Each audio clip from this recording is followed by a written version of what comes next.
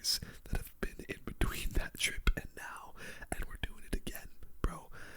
I'm just so ready. I've been thinking about who I'm going to be doing for the Team of the Year vote, and I think before we get into this, I just want to say I'm probably not going to do the Women's Team of the Year vote in this video, only because, well, to be frank, I don't really watch women's football, and I think it would be a little bit ingenuine of me to actually go and vote who should be in the Team of the Year and whatnot. So yeah, I'm not gonna do it. I would just be voting for people who I would like to see Team of the Year cards for. So we're just doing the men's Team of the Year vote in this, and if you have a problem with that, then oh well, it is what it is. Let's get straight into it. I'm so excited, baby. Alright, here we go. Hopping into the Team of the Year vote. We're gonna start off with the goalkeepers and then work our way up from the defenders to the midfielders and then finally with the attackers. I've been thinking a lot about who I want in each position, honestly, except for the goalkeepers. So the goalkeepers I'm just going to be deciding right now in the moment.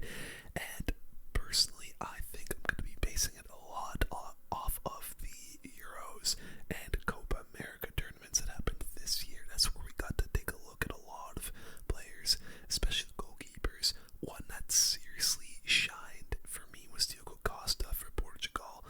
That guy, oh my god, especially me being Portuguese, maybe I'm biased in saying this, but that guy was absolutely unreal for Portugal. I haven't really looked at the Portuguese league to see his stats there, but he's one that stands out for me. Also, Unai Simon, just for Spain in general, winning the actual Euros, had a really, really solid tournament as well. Emi Martinez, also a goalkeeper who's just good every year.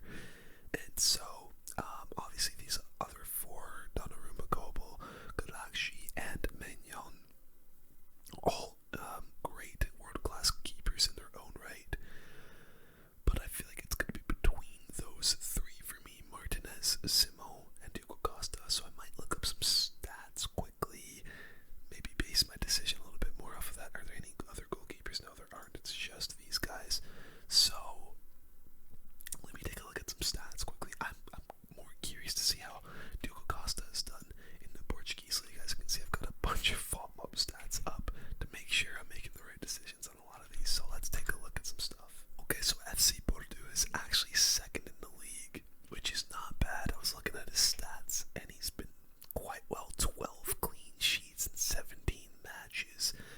It's actually kind of an outrageous stat. I feel like this is a guy who I would not be surprised within the next year or two to get a big transfer, maybe over to the Prem, maybe to La Liga, and end up cashing out a lot of money very, very soon. I also kind of want to take a look at Emi Martinez, just because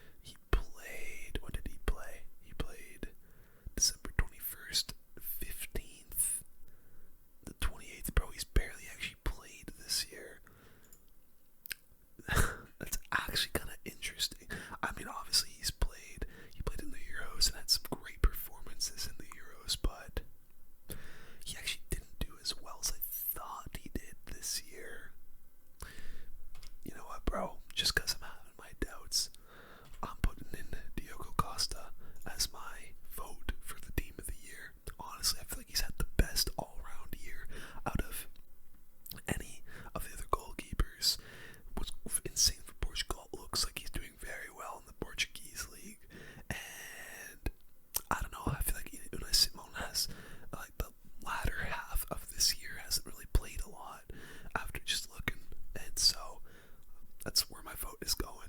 So if you're mad about that, I already know every time I do one of these, I anger a lot of people, I feel.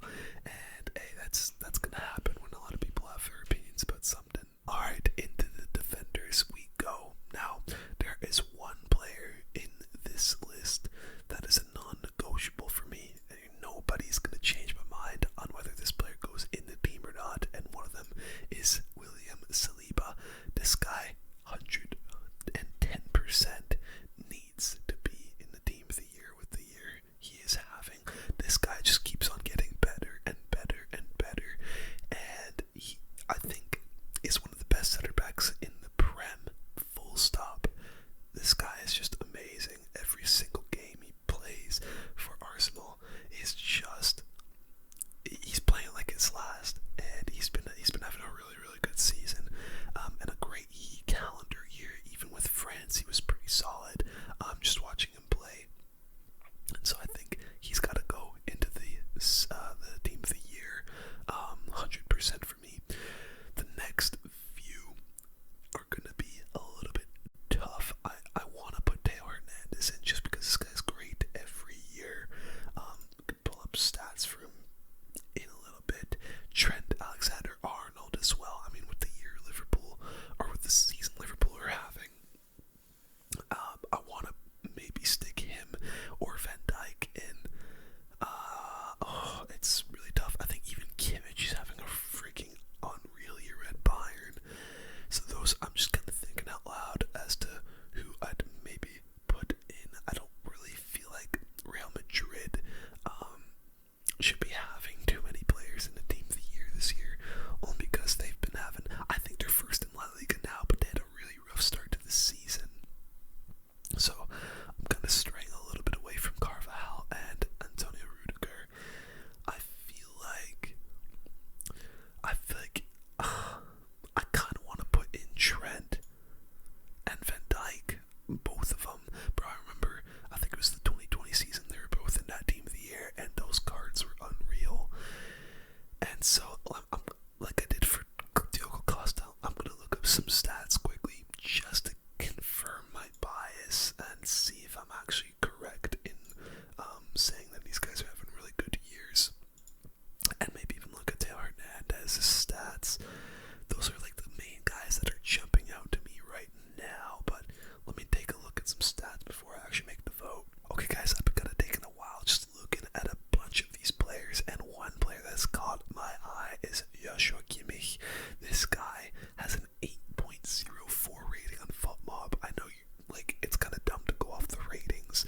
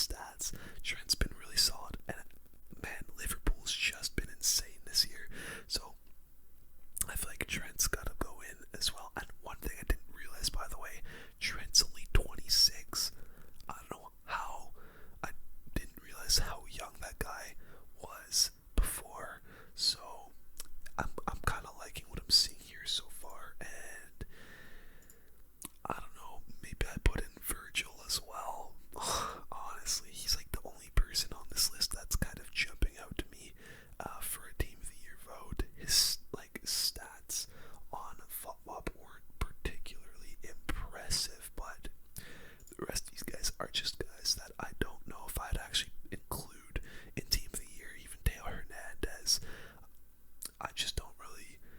When I was looking at his stats, they weren't like they were good, but I feel like I'm gonna put in Virgil van Dijk just because, again, of how good Liverpool has been this season. And I don't know, man, I'm kind of liking the look of this back four: Van Dijk, Trent, Saliba, and Kimmich.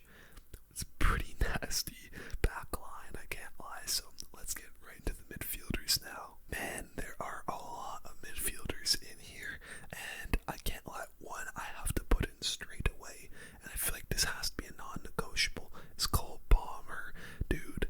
I'm surprised he's actually in the midfielders here. I guess he does play more of like a cam, although sometimes he is on the wing. But bro, this guy, like 100%, he's got to be in the Team of the Year. I mean, when we were looking at the Prem stats earlier, I think last season he led the league in goals and assists, and even this year, I feel like he's like one of the main reasons Chelsea are I believe in a Champions League spot right now. And so, dude, this guy is just so cold. I mean, it's ridiculous. It really is ridiculous how insane this guy is. And bro, one thing I didn't realize about Cole Palmer is he's only 22, which is ridiculous, bro. He's 20 freaking 2. Like, he's only a year older than me. Actually, no, he's a year younger than me. Oh my god. Oh my god. I hate thinking about that, bro. I hate thinking about that. Seeing these rising stars in sports that are younger than me. I'm 23, by the way, so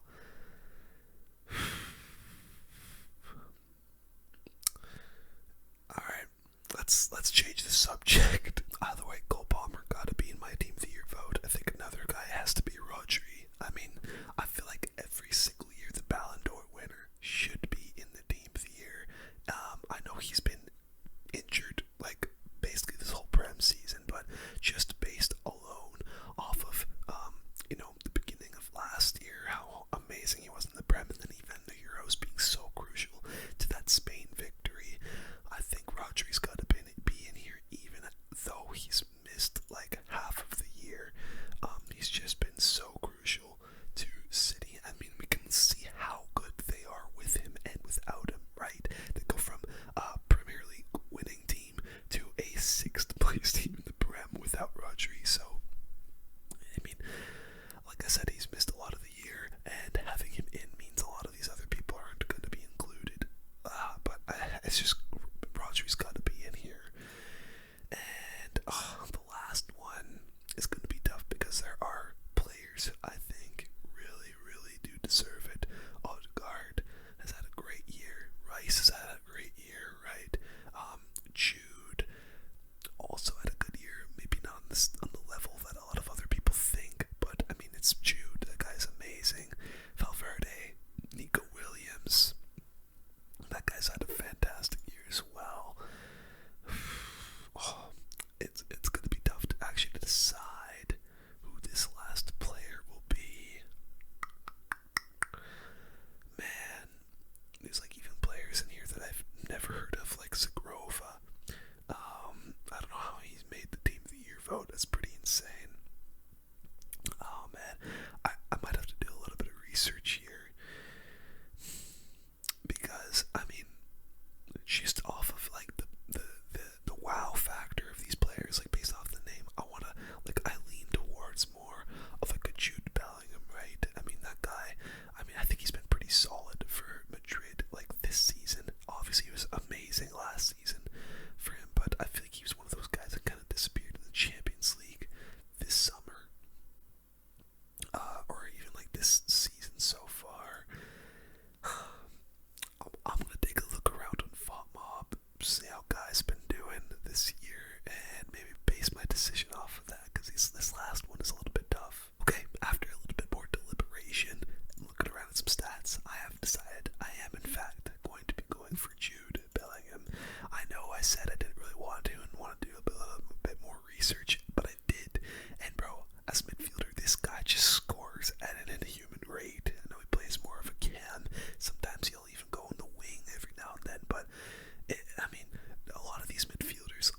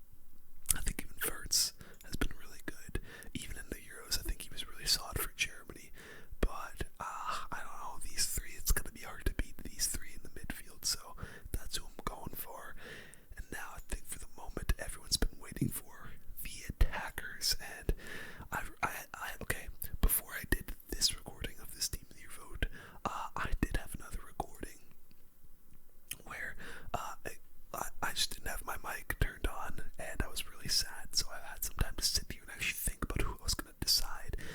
And one player, I think that's got to go in, okay? And hear me out when I say this. Before I start selecting, I think this is going to be the first year that neither Ronaldo or Messi are going to be in Team of the Year. I'm just going to say that outright. I don't think either of them. I think they're both at the backstage of their careers, where they're slowly getting to the retirement, and I don't know, man. I don't think either of these two deserve the Team of the Year this year. I think they're just a lot more younger players, better players at this moment, that I think it's their time to shine. And one of those players, I think, are going to be Erling Haaland. And now hear me out. I know City have been really, really bad this season in the Prem, but despite all of that, despite their shortcomings without Rodri being in the squad, let's take a look at some stats of Haaland in 20 matches with City this season. This is just this season. He's got 16 goals in 20 matches. I believe that is second in the Prem, and that I feel like he's having a little bit more of a quieter year, despite him almost scoring a goal per game in the Prem, which is still just an insane rate. And even if we go look at last year, I mean, we all know what he did last year. At the end of the season, this guy, I swear, was just scoring like a goal per game. It was unreal what this guy was doing, and I feel like you've gotta give Haaland some props. He was in the team this season for that year, and he's gotta go in. He's gotta go in. I know a lot of people think he might not deserve it just because how bad City has been, but bro, you really gotta give this guy his props. You really, really, really do. I think another guy that I've been thinking about, and there are some guys that I think are gonna get snubbed from this. For example, Gyökeres. He's a guy I really, really strongly want to throw into this Team of the Year, just because of how unreal this guy has been scoring this year, both for club and country. For Sweden, this guy scores every single game, and for his country, for his club, it's the same. The only reason I don't really want to throw him in is because he is still very young as well, and is going to have chances down the line, especially if he moves to a Premier League team or a La Liga team, to really, really prove himself as a world-class striker. I think I'd already consider him one of those world-class talent, but I think until he moves to a top 3, top 4 league club, it's I just can't throw him in quite yet. So yeah, although it's gonna absolutely pain me not to put in Gyökeres, I can't put him in. Like I said, if he moves to, I think within the next year or two, he definitely will come either to the Prem or La Liga, some big team. If he does, and he keeps on scoring at the rate that he does, like is scoring at right now, I think he'll really start making a name for himself, and will definitely win some crazy rewards, especially along with the Team of the Year. But I think for these next two, it's between a few people for me, okay? One of them is Vinicius, being snubbed of the Ballon d'Or as well. A lot of people thought he should have won it. You know, I think he's one of those guys that really, really needs a Team of the Year, just how amazing he's been.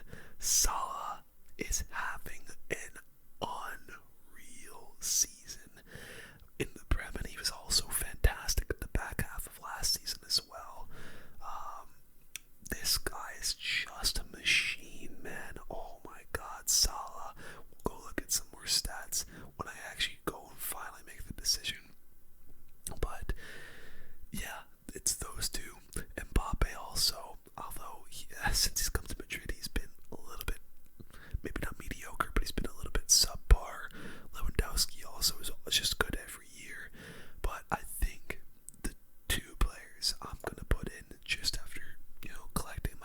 stats and really thinking about it are going to be Vinicius and Mohamed Salah.